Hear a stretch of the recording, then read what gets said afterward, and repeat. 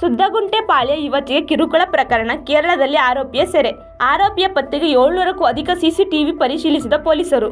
ರಸ್ತೆಯಲ್ಲಿ ಸಾಗುತ್ತಿದ್ದ ಯುವತಿಗೆ ಲೈಂಗಿಕ ಕಿರುಕುಳ ನೀಡಿದ ಪ್ರಕರಣದಡಿ ಆರೋಪಿಯನ್ನು ನಗರದ ಸುದ್ದಗುಂಟೆಪಾಳ್ಯ ಠಾಣಾ ಪೊಲೀಸರು ಕೇರಳದಲ್ಲಿ ಬಂಧಿಸಿರುವುದಾಗಿ ಆಗ್ನೇಯ ವಿಭಾಗದ ಡಿಸಿಪಿ ತಾರಾ ಫಾತಿಮಾ ತಿಳಿಸಿದ್ದಾರೆ. ಈ ಬಗ್ಗೆ ಸೋಮವಾರ ನಗರದಲ್ಲಿ ಸುದ್ದಿಗೋಷ್ಠಿ ನಡೆಸಿ ಮಾತನಾಡಿದ ಅವರು, ಕೇರಳದಲ್ಲಿ ತಲೆಮರೆಸಿಕೊಂಡಿದ್ದ ಸಂತೋಷ್ ಎಂಬಾತನನ್ನು ಬಂಧಿಸಿ ಬೆಂಗಳೂರಿಗೆ ಕರೆತರಲಾಗಿದೆ ಎಂದರು. ಈತ ಬೆಂಗಳೂರಿನ ತಿಲಕನಗರ ಗುಲ್ಬರ್ಗ ಕಾಲೋನಿಯ ನಿವಾಸಿಯಾಗಿದ್ದು, ವೈಟ್ಫೀಲ್ಡ್ ವ್ಯಾಪ್ತಿಯ ಕಾರ್ ಶೋರೂಮೊಂದರಲ್ಲಿ ಕಾರ್ ಚಾಲಕನಾಗಿದ್ದ.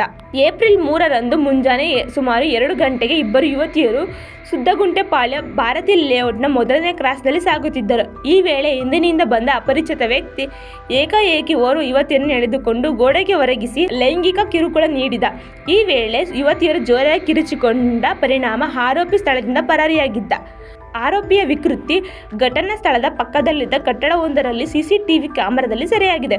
ಕಿರುಕುಳ ಅನುಭವಿಸಿದ ಯುವತಿ ಘಟನಾ ಸಂಬಂಧ ಯಾವುದೇ ದೂರು ನೀಡಿರಲಿಲ್ಲ. ಆದರೆ ಸ್ಥಳೀಯ ನಿವಾಸಿಯೊಬ್ಬರು ನೀಡಿದ ದೂರಿನನ್ವಯ ಸುದ್ದಗುಂಟೆಪಾಳ್ಯ ಠಾಣಾ ಪೊಲೀಸರು ಪ್ರಕರಣ ದಾಖಲಿಸಿಕೊಂಡು ತನಿಖೆ ಆರಂಭಿಸಿದರು.